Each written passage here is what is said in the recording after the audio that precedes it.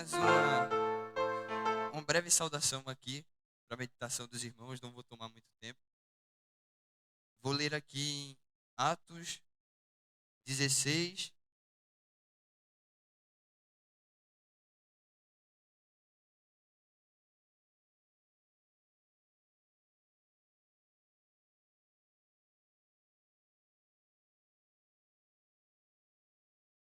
Atos 16, 19. Quando os donos da jovem viram que havia desfeito a esperança do lucro, agarraram Paulo e Silas e o arrastaram para a praça, à presença das autoridades. E levando aos seus magistrados, disseram: Esses homens, sendo judeus, perturbaram nossa cidade, propagando costumes que não podemos aceitar nem praticar, porque somos romanos. Então a multidão se levantou unida contra eles, e os magistrados, rasgando-lhes as roupas, mandaram-os açoitá-lo com varas, e depois lhe deram muitos açoites. Os lançaram na prisão, ordenando ao carcereiro que os guardasse com toda a segurança. Este, recebendo tal ordem, levantou-se para o cárcere interior e prendeu os pés dele no tronco. Por volta da meia-noite, Paulo e Silas oraram e cantaram louvores a Deus. E os demais companheiros da prisão escutavam. De repente, sobreveio um grande terremoto que sacudiu os alicerces da prisão. Todas as portas se abriram e as correntes de todos os presos foram soltos. Acredito que muitos que estão aqui conhecem esse episódio da Bíblia, que é a prisão de Paulo e Silas. Paulo e Silas, eles tinham curado uma mulher que era uma jovem adivinhadora, que estava com um espírito de adivinhação, que dava lucro ao povo daquela cidade. E depois que esse espírito é expulso dela, os jovens não, as pessoas que estavam lá mandam prender Paulo e Silas, pois eles tinham tirado o espírito que dava lucro para aquela cidade, né?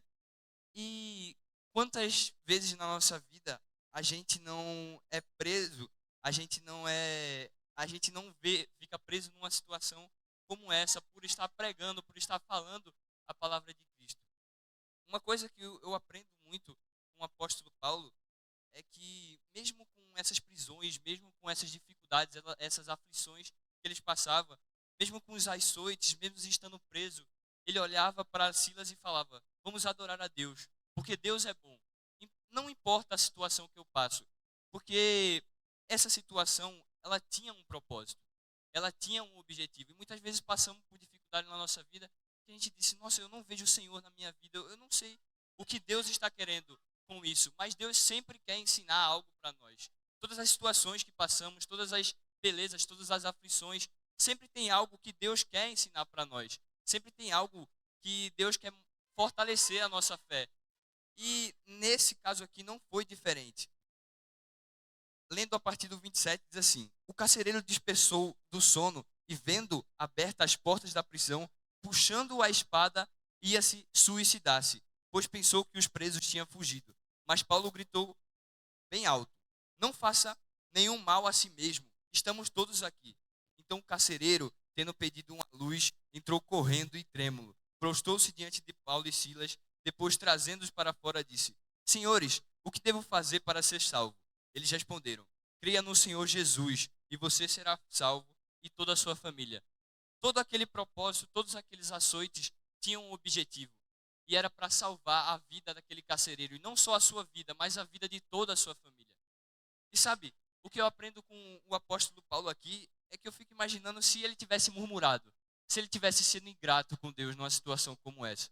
Sabe, meus irmãos, o maior milagre dessa passagem não é as correntes serem se soltadas, não é as portas terem se abrido, até porque nenhum dos presos foram soltos. Quando o carcereiro olha aquilo, Paulo ainda diz: não, estamos todos aqui. Sabe por quê, meu irmão? Porque isso é o caráter do evangelho, sabe? Mesmo com eles podendo fugir, mesmo com eles podendo murmurar, eles estavam lá cantando ao Senhor, louvando. E quando podiam fugir, eles disseram: não, vamos ficar aqui, porque nós vamos cumprir a lei, porque nós somos crentes, porque servimos a um Deus vivo. E a partir desse caráter de Paulo, ele conseguiu salvar a vida daquele carcereiro. Ah, meu irmão, precisamos ter mais exemplos de Cristo na nossa vida. Precisamos passar pelas tribulações, dando graças a Deus. Porque Deus sempre quer mostrar algo para nós. Deus sempre tem plano para nós. Muitas vezes a gente pode dizer, nossa, como é que passando por uma situação como essa, como é que Deus pode estar querendo me mostrar alguma coisa, mas Ele quer mostrar?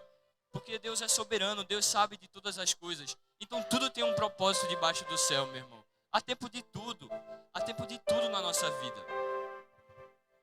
Outra coisa que eu aprendo com o apóstolo Paulo é sobre o contentamento com Jesus. Ele se contenta a servir em Jesus em qualquer momento. Eu gosto muito de uma passagem que se encontra em Filipenses 4:13, que diz assim: tudo posso naquele que me fortalece. Ele diz ainda no 11: digo isso porque não esteja necessitado, porque aprendi a viver contente em toda e qualquer situação. Sei o que é passar necessidade e sei também o que é ter abundância. Aprendi o segredo de toda e qualquer circunstância. Aprendi o segredo de estar feliz em toda e qualquer circunstância. Tanto estar alimentado como de ter fome. Tanto de ter abundância como de passar necessidade. Por quê? Qual foi o segredo que Paulo descobriu para ele ter essa plena felicidade, esse pleno contentamento? Como que ele podia ser tão feliz se ele estava sendo açoitado, se ele estava sendo preso, se ele estava sendo perseguido? Como pode um homem desse estar feliz? Como pode um homem desse, em Filipenses 4:4, dizer: alegrem-se sempre no Senhor? Outra vez digo, alegrem-se. Como é que um homem que sofre tanto pode estar alegre? É porque a felicidade de Paulo não está nessa terra. A felicidade de Paulo está lá no céu. E ele diz: pois para Paulo o viver é Cristo e o morrer é lucro. Meu irmão, que essa palavra encandeie no seu coração, que esse pensamento, que essa reflexão fique na sua cabeça. Sabe, não vivemos para essa terra. Até porque as escrituras dizem que se vivêssemos para essa terra, nós seríamos as pessoas mais infelizes do mundo. Mas ainda bem que Cristo tem algo muito maior preparado para nós. Ainda bem que Cristo tem o céu para eu, para você, para todos nós que permanecemos em santidade. Então, meu irmão, mesmo com as dificuldades, mesmo com a aflição do mundo, tem de bom ânimo, pois Ele venceu o mundo. E eu agradeço a oportunidade.